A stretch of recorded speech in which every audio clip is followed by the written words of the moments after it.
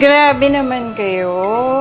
Hindi nyo man lang nagawang hintayin si Rigor bago kayo kumain. Oras na ng pagkain eh. Pinagtabi ko na siya. Siguro hindi mo alam kung anong oras siya uuwi. Binabalitaan ka ba niya?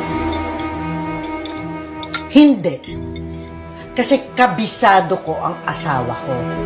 Pag ganitong gabi na, malamang nasa trabaho pa. Ano malamang?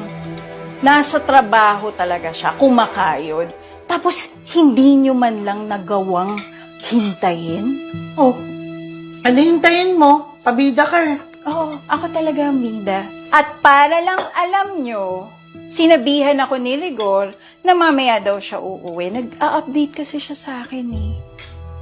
Pwede ikaw na. Ako na talaga. Kasi ako may pakialam, hindi kagaya mo. Pwede ba, Nena?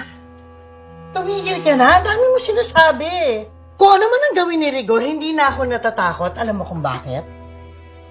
Kasi nagawa niya na yung pinakamasakit na bagay. Yung lokohin ako. Ngayon, kung sakaling wala talaga sa trabaho si Rigor at nagloloko lang, ay, hindi na ako yung kakabahan doon. Alam mo kung sino? Ikaw. Okay na.